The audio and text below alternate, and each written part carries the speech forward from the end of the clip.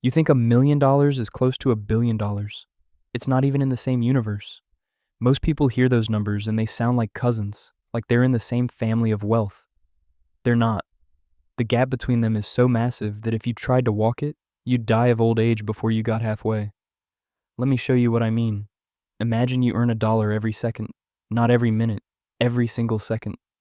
You're making money while you sleep, while you eat, while you're sitting on the toilet scrolling through your phone. $1 tick, another dollar tick, over and over. At that rate, you'd have $1 million in 11 and a half days. Not bad, right? Less than 2 weeks and you're a millionaire. You could take a vacation, come back, and boom, 7 figures in your account. Now keep that same pace going. $1 per second, never stopping, never slowing down. How long until you hit a billion?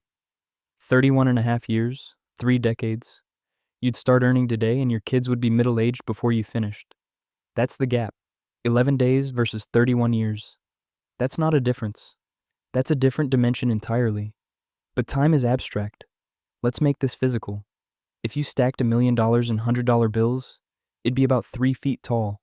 You could fit it in a duffel bag, throw it in your trunk, drive off into the sunset.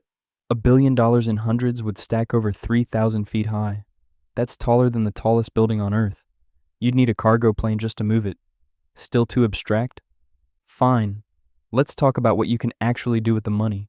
With $1 million, you can buy a nice house in most cities. Not a mansion, not some sprawling estate, but a solid home with a yard and a garage. You can retire early if you're smart about it, maybe travel a bit, live comfortably. You're set. You're doing better than 90% of people. With $1 billion, you can buy 1,000 of those houses. You could give one to every person in a small town and still have enough left over to buy a private jet. You could spend $10,000 every single day for the next 273 years and still not run out. Here's what really bends your brain though. The difference between a million and a billion is roughly a billion. If someone handed you $1 million right now, you'd still be essentially $1 billion away from being a billionaire. The million barely moves the needle. It's a rounding error. Most people don't get this because we use the same word to describe both amounts. Money, wealth, rich.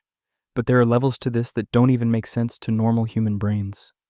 A millionaire and a billionaire both get called rich, but they're not playing the same game. They're not even on the same planet.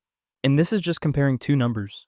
Wait until you see what happens when we start talking about the people who actually have this kind of money, what they do with it, and how the math gets even more insane when you look at the richest people alive today.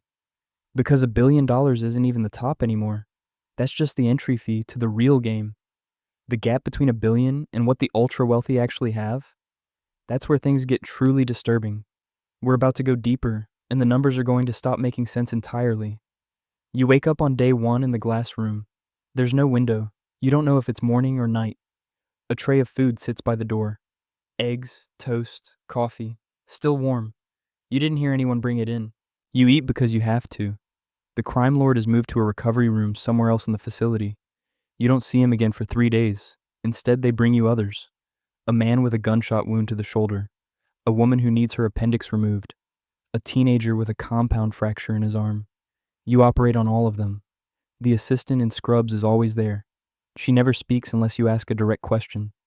Her answers are short, clinical, empty of anything personal.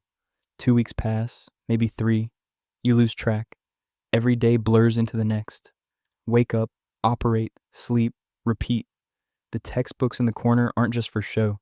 They expect you to study, to get better, to become the surgeon they need you to be. You ask about your daughter. They show you photos on a tablet. She's at a new school now. Expensive uniform, clean hallways, students who look like they've never worried about anything in their lives.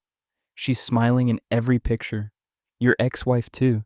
They moved to a bigger house. You recognize the neighborhood. You looked at places there once. Back when you thought the clinic might actually succeed. They're fine, better than fine.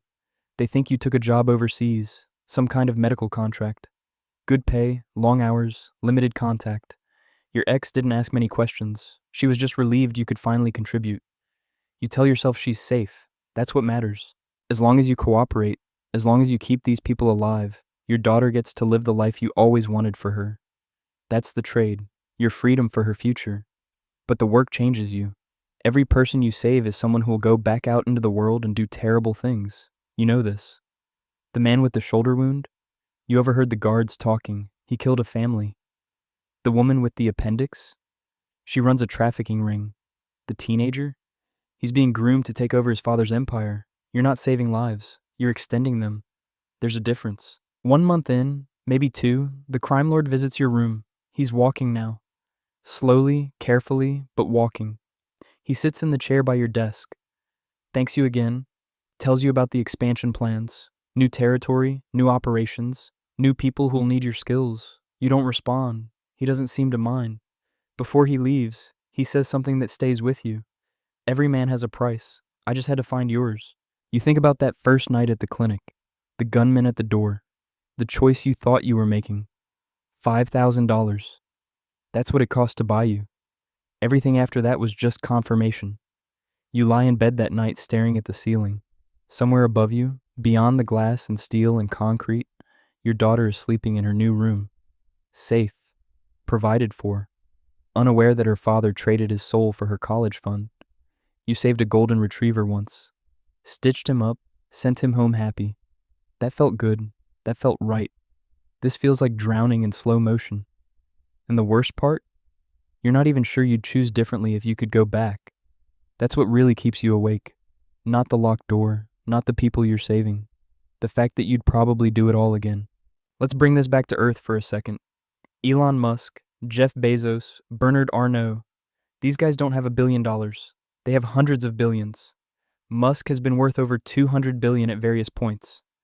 To put that in perspective, if you had $1 billion and he had $200 billion, the gap between you and him is 200 times larger than the gap between you and someone with absolutely nothing.